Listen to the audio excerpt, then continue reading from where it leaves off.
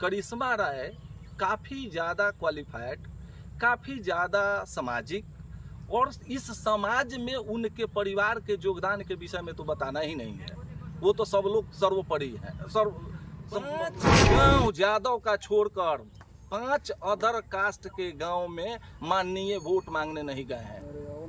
मैं गारंटी के साथ कह रहा हूं, अगर 5 गांव बता देंगे तो जानते हैं तेला बेला यूनिवर्सिटी होता है, उस तेला बेला यूनिवर्सिटी से माननीय जो है बहन योजना लाए हैं। और उसी देखिए सामाजिक परिचर्चा कार्यक्रम में एक बहन को, जो कि वो भी बहन आरजेडी पार्टी की हैं, हमारे घर परिवार की हैं, उनके साथ कैसा व्यवहार किया जा रहा है। आप एक तरफ माई बहन मान योजना ला रहे हैं और दूसरे तरफ आपका विधायक माई बहन अपमान योजना कर चला रहे हैं।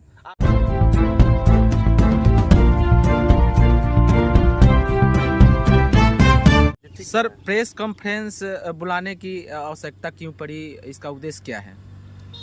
सर्वप्रथम तो आप सभी मीडिया भाइयों का स्वागत है और धन्यवाद करते हैं कि आपने अपना समय दिया। एक पिछले दिनों 13 मई को परसा स्वराज आश्रम में आरजेडी पार्टी का सामाजिक न्याय परिचर्चा कार्यक्रम हुआ था।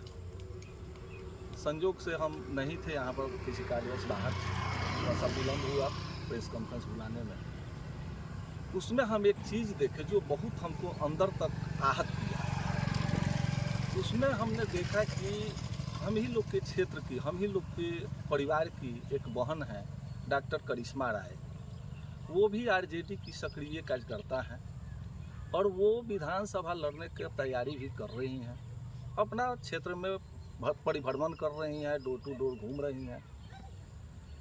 हमने देखा कि उनको दर्शक दीर्घा में नीचे बैठाया गया था, स्टेज पर उनको जगह नहीं दिया गया था, मंच पर उनको नहीं बैठाया गया था, जो कि हमको बहुत अंदर तक इस चीज़ को मैंने झकझोर दिया और बहुत नाराज़गी हुई कि बताइए आप मंच पर जगह नहीं दे रहे हैं। और उस मंच पर हमने देखा कि वैसे वैसे लोग बैठे हुए थे जो कभी आरजेडी के साथ थे ही नहीं और न हैं, और वैसे वैसे लोग थे जिनसे करिश्मा राय काफ़ी ज़्यादा क्वालिफाइड, काफ़ी ज़्यादा सामाजिक, और इस समाज में उनके परिवार के योगदान के विषय में तो बताना ही नहीं है। वो तो सब लोग सर्वोपरि हैं, मैंने जानते हैं, सार्वजनिक है।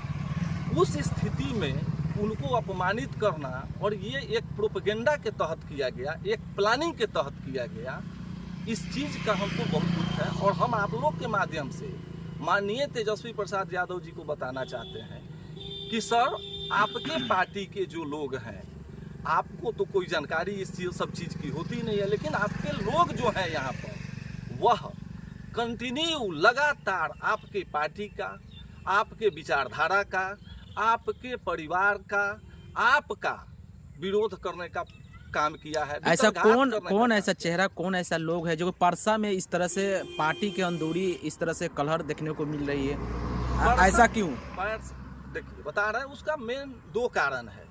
परसा के जो माननीय हैं, हम नाम नहीं रखना चाहेंगे, लेकिन आप लोग समझ जाएंगे कि हम किनको कह रहे हैं। परसा के जो माननीय हैं, अभी कुछ दिन पहले, उनका शुरू से आपको इतिहास बता दे रहे हैं, पहले उन्होंने 2 बार यहाँ से विधायक बने, लालू प्रसाद यादव जी को गाली देकर, लालू प्रसाद यादव जी के पार्टी को गाली देकर, लालू प्रसाद यादव जी के विचारधारा को गाली देकर उन्होंने यहाँ से विधायक बनने का काम किया।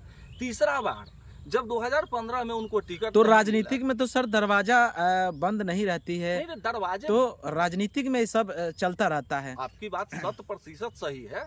हम दरवाजा बंद और खुलने की बात नहीं कर रहे हैं, उसके बाद की हमारी पूरे बात हो जाने दीजिए, तब आपको मैटर समझ में आएगा।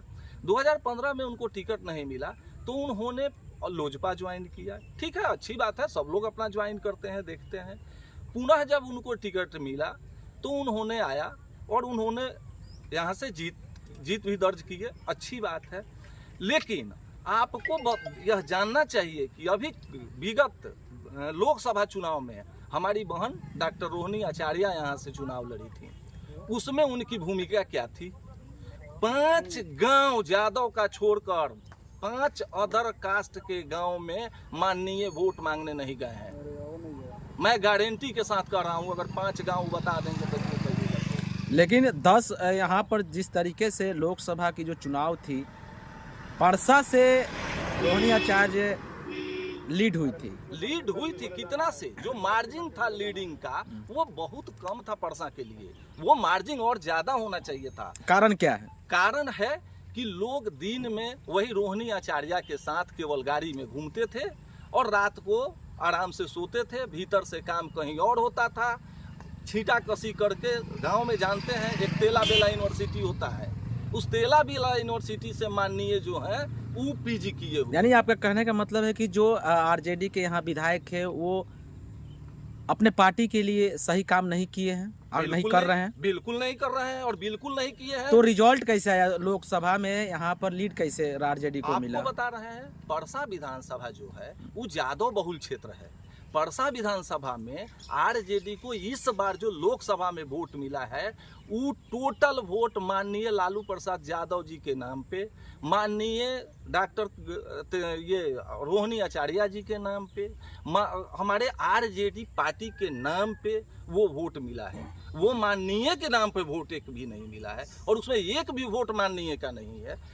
अब रही बात, मैं आप लोग के चैनल के माध्यम से माननीय तेजस्वी जी को बताना चाहता हूं कि आरजेडी का कल्चर, आरजेडी पार्टी का सामाजिक जो सोच या माननीय तेजस्वी जी का जो सोच है वो हमारे बहन बेटी और महिला के प्रति क्या है आप लोग जानते हैं। उन्होंने माई बहन मान योजना लाए हैं और उसी देखिए सामाजिक परिचर्चा कार्यक्रम में एक बहन को, जो कि वो भी बहन आरजेडी पार्टी की हैं, हमारे घर परिवार की हैं, उनके साथ कैसा व्यवहार किया जा रहा है। आप एक तरफ माई बहन मान योजना ला रहे हैं और दूसरे तरफ आपका विधायक माई बहन अपमान योजना कर चला रहे हैं, आपके मंच से चला रहे हैं। वहाँ बहुत ऐसे लोग मंच पर उपस्थित थे जो कि पार्टी में कुछ नहीं है और कभी पार्टी के साथ नहीं रहे हैं। वो केवल विधायक का चमचा है, विधायक का बेलचा है, विधायक का टीटीएम गिरी करते हैं। क्या आने वाले समय में जो 2025 का विधानसभा होगा, ये कलहर जो है जनता पर प्रभाव पड़ेगी?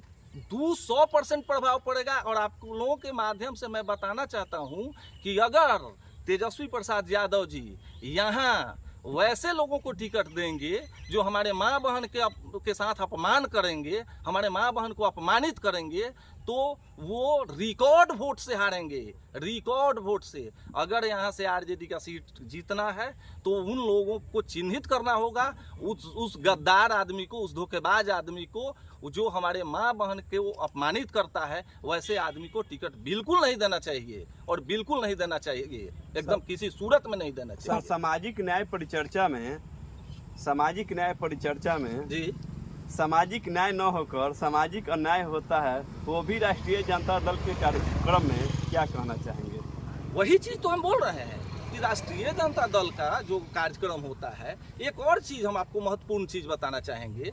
सामाजिक न्याय की परिचर्चा आप कर रहे हैं और वहाँ आपको व्यास बुला करके प्रोग्राम कराने की क्या जरूरत है? एक आए दिन हम देखते हैं जहाँ भी आरजेडी का प्रोग्राम होता है उस स्टेज पर पहले एक व्यास का प्रोग्राम होता है और व्यास लोग जो भोजपुरी गाना गाते हैं लोग, वो एकदम आपत्तिजनक चीज है। और इस चीज पर हम रिक्वेस्ट करेंगे तेजस्वी प्रसाद यादव जी से और माननीय लालू प्रसाद यादव जी से कि इस मुद्दा पर वो गंभीरता से विचार करें। ये सब चीज बंद होना चाहिए। ये सभ्य समाज का, सभ्य कल्चर का एकदम हिस्सा नहीं है। आप वहाँ बुला करके अश्लील गाना गवाइए या डांस करवाइए, ये कहाँ का? ठीक है, वो कल्चर है, वो कलाकार हैं लोग, वो कला है, वो होना चाहिए, लेकिन वो जगह अप्रोप्रिएट नहीं है, वह जगह उपयुक्त नहीं है, वह मंच उपयुक्त नहीं है इसके लिए। वहाँ सामाजिक न्याय की परिचर्चा थी, सामाजिक न्याय की परिचर्चा नहीं करके आप लोग सुने हैं भाषण? एक भी आदमी सामाजिक न्याय पर कुछ बोला है उसमें? माननीय अवध बिहारी चौधरी जी को छोड़कर कोई नहीं बोला है। और सामाजिक न्याय की परिचर्चा में हमारी एक बहन का उतना बड़ा बेइज्जती और उतना बड़ा अपमान हुआ, इसको हम लोग कभी बर्दाश्त नहीं करेंगे और कतई बर्दाश्त नहीं करेंगे। माननीय द्वारा आप लोग की सुझाव है या मान लिया जाए कि तेजस्वी आखिरकार किन के चेहरा पर विश्वास करे आपके कहने से? नहीं, मैं यह नहीं कहूँगा कि आप किनको टिकट दीजिए चाहे किनको मैदान में लाइए, लेकिन ये चीज़ देखना पड़ेगा कि किसका क्या रोल रहा है और किसका क्या कल्चर है। और एक बहुत इंटरेस्टिंग बात आपको बता रहे हैं, माननीय के द्वारा आज से 2 महीना पहले एक स्टेटमेंट आया था नीतीश जी और लालू जी के विषय में, बहुत माने अपमानजनक टिप्पणी था जो मैं दोहरा नहीं सकता हूँ कि दोनों आदमी एक ही थाली के क्या कहे थे। उसमें नाम नहीं लिया गया था। नाम लिया गया था कि माननीय लालू प्रसाद यादव जी और नीतीश जी दोनों एक ही थाली के, अब आगे हम नहीं बोल सकते हैं। और इस स्टेज पर खुले मंच से कहा गया है कि 2005 के पहले परसा में क्या था, कुछ था जी। तो 2005 के पहले तो माननीय लालू प्रसाद यादव जी की सरकार थी। इसका मतलब इनडायरेक्टली माननीय कहना चाह रहे हैं कि लालू प्रसाद यादव जी ने कुछ नहीं किया परसा के लिए, हमने सब किया, विधायक केवल किया। आखिर विधायक में ऐसा बयान क्या लग रहा है, कहीं ना कहीं अंदरूनी जो है डर बनी हुई है? आप तो समझ सकते हैं ना कि उनका मन कहीं और है और तन कहीं और है, और सच्चाई जो है मैंने दिल की बात जुबान पे आ जाती है। उन्होंने कह ही ना दिया, नीतीश जी का भाषा तो उन्होंने बोल ही दिया ना कि 2005 के पहले क्या था जी, यहाँ कुछ था। वो ये भी कह देते कि जंगल राज था, लेकिन वो तो पीछे से कोई बोला तो संभाल लिए, नहीं तो वो ये भी बोल देते।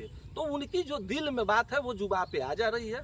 और मैं एक ही रिक्वेस्ट करूंगा, एक ही अपील करूंगा आरजेडी परिवार से और माननीय तेजस्वी यादव जी से कि अगर ऐसा कैंडिडेट आता है तो हम लोग घोर विरोध करेंगे, और विरोध ही नहीं करेंगे, हम लोग भारी से भारी बहुमत से हराने का काम करेंगे। क्या नाम हुआ सर आपका?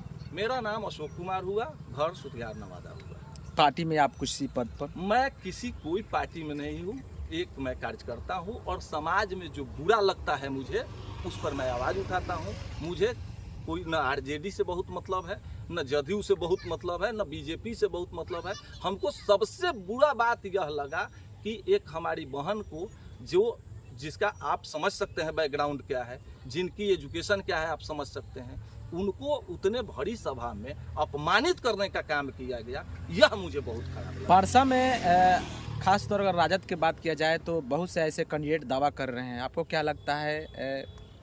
मैं उस पर कोई बात नहीं बोलूँगा, वो राजद की बात है, उचित जो माननीय लोग चाहेंगे, जिनको चाहेंगे। लेकिन मैं यह जरूर कहना चाहूँगा कि अभी जो यहाँ माननीय हैं उनका विधि व्यवस्था ठीक ठाक नहीं लग रहा है, और उस चीज़ को सब लोगों ने देखने का काम किया है। और लोकसभा में मैं तो दावे के साथ कह रहा हूँ कि लोकसभा चुनाव का आप देख लीजिए रिजल्ट ना, 5 गांव अदर यादव, अगर 5 गांव में वो गए हैं तो आप हमको लिस्ट बता दीजिए, हम जिंदगी भर गुलामी करेंगे। चलिए, बहुत बहुत धन्यवाद बात करने के लिए। Thank you sir.